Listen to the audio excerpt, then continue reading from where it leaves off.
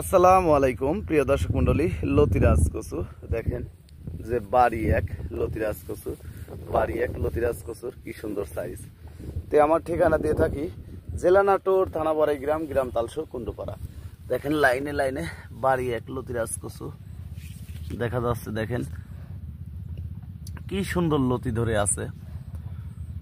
1 বিঘা জমি অর্থাৎ 33% জমি যদি লতিরাজ কচু চাষাবাদ করেন তাহলে প্রতি সপ্তাহে 5 মণ 6 মণ লতি উৎপাদন করতে পারবেন।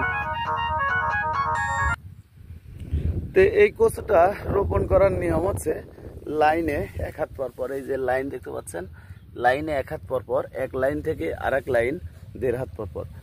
এই জমিটা আপনারা মিডিয়াম নিচু জমিতে লতিরাজ কচু বাড়ি এক চাষাবাদ করবেন, যাতে একদিন পানি দিলে 4-5 দিন পানি ওই ভিজা ভিজা থাকে ওই জমিতে আপনারা লতিরাজ কচু চাষাবাদ করবেন, তাহলে ভালো একটা বেনিফিট পাবেন।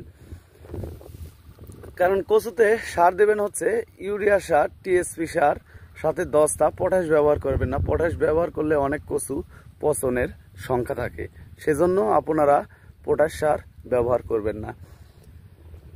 আর দেখা যায় লেদা পোকা যদি লাগে, লেদা পোকার জন্য 55 ইঞ্চি তীর আছে, বিভিন্ন 55 পাওয়ারের যে কোনো বীজ দিলে ওই জমিতে লেদা পোকা সাথে সাথে মারা যাবে, বেশি আক্রমণ করবে না।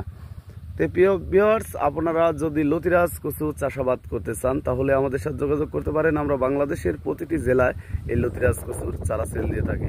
ভালো থাকবেন, সুস্থ থাকবেন। আসসালামু আলাইকুম।